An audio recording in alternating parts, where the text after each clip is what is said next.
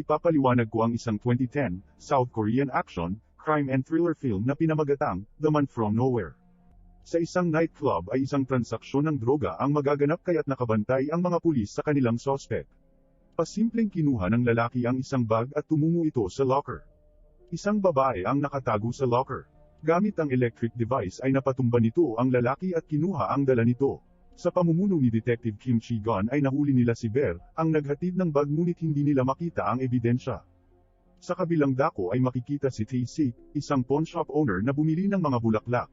Pag-uwi niya ay nakasalubong niya si Jung So-mi na kanyang kapitbahay. Hindi niya ito pinansin dahil ninakawan siya nito sa mga nakaraan ngunit sinabi ni So-mi na hindi na siya nagnanakaw ngayon. Sinangla nito sa kanya ang isang MP3. Napansin niya ang sausage at sinabing gustong-gusto niya nito. Habang kumakain ay narinig ni So-mi na sumisigaw ang kanyang ina kaya't nagtago siya sa ilalim ng mesa. Binuksan ni Tae-sik ang pinto at makikita si Yo-jung, ang babae sa club na kumuha ng bag na may mga lamang droga. Tinanong nito kung nasa loob si So-mi at agad namang sumagot si Tae-sik na wala. Sinangla ni Yo-jung ang isang kamera at bag. Binalaan siya nito na huwag siyang papatol sa bata at kung gusto niya ay silang dalawa na lamang ang mag-date. Hindi niya ito pinansin kaya't agad umalis. Sumunod na araw ay nakalaya si Bear ngunit pinaalalahanan ito ni Kim Chi-gun na nakasubaybay lagi siya sa mga galaw nito. Nagalit naman si Oh Myung-gyu kaya't sinampal niya ang isa sa kanyang tauhan na si Mansyuk dahil malaking halaga ng droga ang nawala sa kanya. Binigyan niya ito ng 3 araw upang hanapin ang babaeng kumuha ng droga. Samantala ay sinakta ng lalaki si Yo-jung dahil hinahanap nito ang kinuha niyang droga. Nakita ni So-mi ang nangyari ngunit pinalabas siya ng kanyang ina.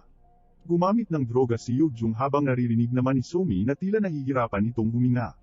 Kumatok si So-mi sa kwarto ni Tae-sik at pumayag naman itong doon matulog ang bata. Kinaumagahan ay wala na si So-mi at nag-iwan ito ng sulat sa kanya. Pumunta ng sementeryo si Tae-sik kung saan nakalibing ang kanyang asawa at makikita ang sapatos ng bata sa ibabaw nito. Habang pauwi ay nakita niyang pinapagalitan si So-mi dahil nagnakaw ito. Dahil hinahanap ang kanyang mga magulang ay itinuro ni So-mi si Tae-sik, ngunit hindi niya ito pinansin at umalis na lamang. Sa kabilang dako ay tinawagan ni Mansyuk si Jong-sok, ang kanyang kapatid dahil natagpuan na nila ang kinaroroonan ng kumuha ng droga.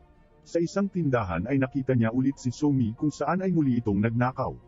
Babayaran niya sana ito ngunit sinabi ng matanda na naiintindihan niya ang bata. Habang pauwi ay hiningi ni So-mi ang kanyang MP3 at sinabing wala siyang pera kaya't ibinigay nito ang paborito niyang card. Bago umalis ay napaiyak si So-mi sa sama ng loob dahil hindi siya nito pinansin kanina. Pag-uwi ni So-mi ay nakita niyang pinapahirapan ni Jong-sok ang kanyang ina. Naruroon rin si Ram-rohan at hinawakan si So-mi. Napansin naman ni Tae-sik na may pumasok sa kanyang kwarto. Pagpasok niya ay naghihintay ang mga tauhan ni Jong-sok. Naglabas si Do-chi ng kutsilyo at sinabing may hinahanap sila. Inakala niyang mga magnanakaw lamang kaya't iniabot niya ang kanyang wallet. Bigla niyang kinuha ang kutsilyo kaya't gulat na gulat si Do-chi. Lumapit sa kanya si Bear ngunit madali lamang niya itong napabagsak. Dumating si Ram-rohan at ibinigay sa kanya ang telepono upang kausapin ni Jong-suk. Hinihingi ng mga ito ang bag na binigay sa kanya ni Yo-jung at ipinarinig sa kanya ang boses ni So-mi. Ibinigay niya ang bag at nang buksan nito ni Ram-rohan ay naruroon ang kanilang hinahanap. Binaril nito si Bear at iniwan ang kanyang cellphone dahil nais pa siyang kausapin ni Jong-suk. Sinubukan niyang habulin ang mga ito ngunit hindi na niya naabutan. Isang tawag ang kanyang natanggap kung saan ay isang bag ang ipinakuha sa kanya. Inutusan siya ni Jong-sok na dalhin ito kay Myung-gyu at ipinatapon ang kanyang cellphone. Binuksan niya ito at nakitang droga ang laman ng bag. Isang tawag ang natanggap ng mga pulis kung saan ay sinabing may magaganap na transaksyon ng droga. Nakarating siya sa tagpuan at sinamahan siya ng mga kalalakihan patungo kay Myung-gyu. Inilabas niya ang droga ngunit nagulat si Myung-gyu dahil sinabi niyang palayain na ang mag-ina. Walang alam si Myung-gyu sa nangyayari at isang tawag ang kanyang natanggap. Galing ito kay Mansyuk na gustong makaganti kay Myung-gyu at ito rin ang tumawag sa mga pulis upang hulihin siya. Dumating ang mga pulis kaya't kailangan ng umalis ni Myung-gyu. Binutasan nito ang droga at itinapon sa kanyang mukha dahilan upang mahirapan siyang makakita. Binugbog siya ng mga tauhan nito at itinapon sa labas upang mahuli ng mga pulis. Nagmadaling umalis si Myung-gyu ngunit nakapasok na ang mga pulis. Nakita niya si Myung-gyu na sumakay ng kotse. Nagmadali siyang bumaba at hinabol ang sinasakyan nito. Hinarangan niya ang dadaanan nito kaya't bumangga ito sa kanyang sasakyan. Tumakbo papalayo si Myung-gyu. Hahabulin sana niya ito ngunit nakita niyang bumukas ang likod ng sasakyan kung saan nakalagay ang katawan ni Yo-jung na wala ng mga lamang loob. Dumating ang mga pulis at inaresto siya. Maging ang mga pulis ay nagulat sa kanilang nakita. Dinala siya ng mga pulis upang maimbestigahan ang karumal-dumal na krimen. Pumunta naman ang grupo ni Detective Kim sa kanyang pawnshop at tumambad sa kanila ang bangkay ng isa sa mga tauhan ni Jong-suk. Kinagabihan ay dinala sa isang matanda si So-mi. Ipinasok siya sa isang kwarto kung saan ay naruroon rin ang mga dinukot na bata.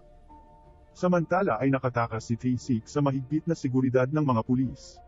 Nakita ng detective sa CCTV kung gaano kadaling nakatakas si Tae-sik. Dahil sa nangyari ay pinaimbestigahan niya ang totoong pagkatao nito. Nalaman nilang si Tae-sik ay isang Special Forces agent ng South Korean Military Intelligence. Marami itong nakuhang mga parangal dahil sa kanyang galing pagdating sa mga misyon. Nagretiro ito magmula nang mamatay ang kanyang asawa.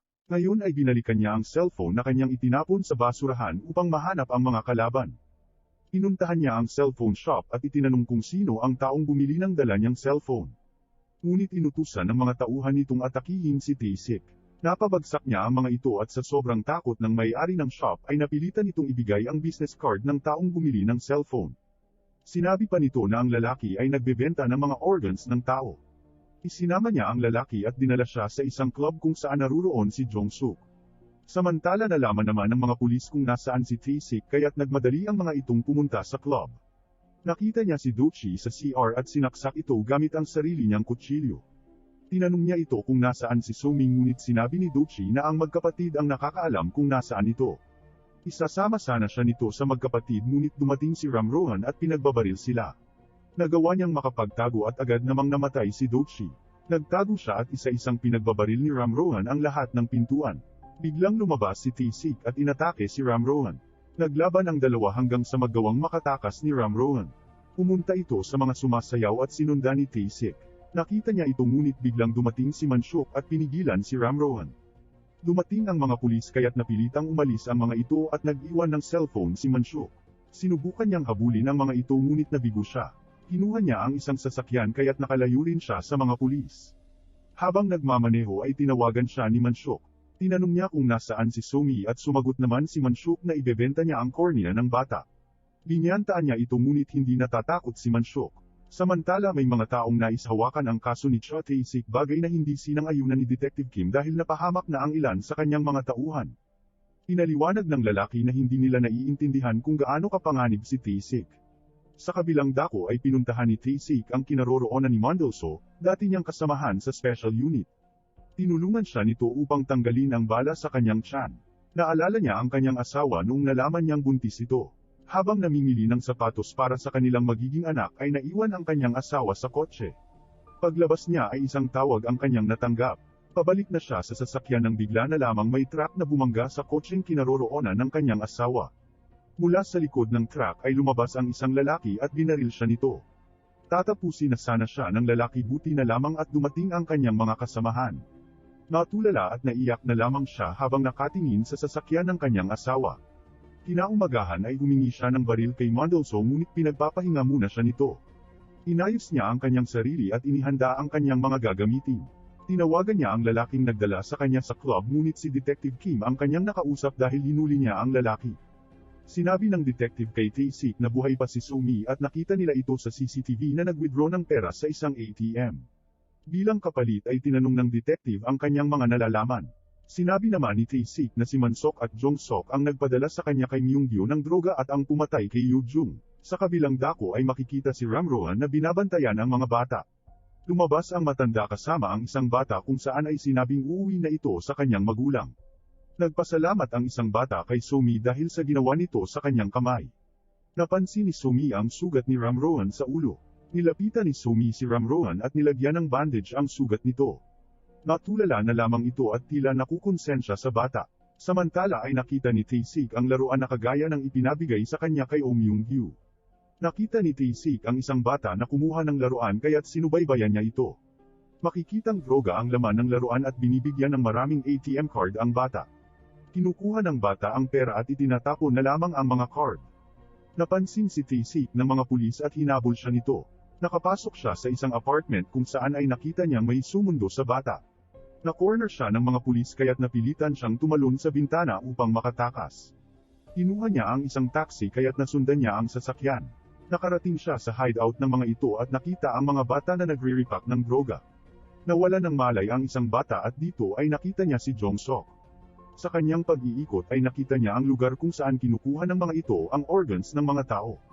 Nang buksan niya ang isang lalagyan ng bangkay ay si Oh Myung-gyu ang laman nito at wala na rin ang mga organs nito. Sumunod ay nakita niya ang batang kinulayan ni Sumi ang mga kuko. Nahanap niya ang kinaroroonan ng mga bata at binaril ang nagbabantay dito. Tiningnan ni Jong-sok kung saan galing ang putok ngunit binaril din ito ni Tae-sik. Pinahirapan niya ito at tinawagan si Mansok upang hanapin kung nasaan si Sumi. Ginalaan siya ni Mansok na huwag gagalawin ang kanyang kapatid. Subalit maririnig na lamang ang lakas ng sigaw ni Jong-sok bagay na lalong ikinagalit nito. Inutusan nito ang kanyang tauhan na kunin ang mga kornea ni Sumi bilang kabayaran sa ginawa ni Tae-sik. Sa galit ni Tae-sik ay pinasabog niya ang hideout nito habang nasa loob si Jong-sok. Tinawagan niya si Detective Kim upang marinig ang malakas na pagsabog ng hideout. Ibinigay niya sa bata ang cellphone at sinabing maaari na silang umuwi. Sa kabilang dako ay dinala naman si Sumi sa isang surgeon na siyang nag-oopera upang kunin ang mga organs ng tao. Nagmakaawa si Sumi ngunit wala ring magagawa si Ram-roan. Sa kabilang dako ay natagpuan na ng mga pulis ang matandang babae at nakita nila ang mga bata ngunit wala na rito si Sumi. Inumpisahan na ng surgeon ang pagkuha sa mga mata ni Sumi. Pinuntahan ni Tae-sik ang sinabing lugar ni Mansok at makikita itong pinaglalaroan ang matang nasa loob ng bote. Dahil hinahanap niya si Sumi ay itinapon sa kanya ni Mansok ang maliit na bote. Nang makita niya ito ay naluha siya sa sobrang galit. Sinumpa niyang papatayin niya ang lahat ng mga ito. Pinagbabaril niya ang mga nakapaligid sa kanya at tinamaan niya si Ram-roan kaya't nagtago ito. Nagkaroon ng madugong labanan habang si Mansok ay nagmadaling tumakas. Napatay niya ang mga tauhan nito. Samantala ay kinukuha ni Mansok ang kanyang mga pera kasama ang isa sa kanyang tauhan. Nang kukunin niya na ang bote ay binaril ito ni Ram-roan. Ibinaba ni Ram-roan ang kanyang baril at muli silang nagharap. Ngunit sa pagkakataong ito ay nagawa niyang patayin si Ram-roan. Paalis na si Mansok nang bigla na lamang may bumaril sa kanyang kasama. Inaandar ni Mansok ang kotse ngunit binaril niya ang gulong nito kaya't bumangga ito. Nilapitan niya ito habang humihingi ito ng tulong sa mga pulis. Binaril niya ang salamin subalit bulletproof ito kaya't natawa na lamang si Mansok. Ngunit isang lokasyon lamang ang pinatamaan niya kaya't nabutas pa rin ang salamin. Dito ay tinuluyan na niya si Mansok. Dahil naisip niyang wala na ring saysay ang kanyang buhay ay binalak niyang magpakamatay na lamang. Ngunit isang tinig ang kanyang narinig at nakita niya si Sumi. Lumapit ito sa kanya at niyakap siya ng mahigpit.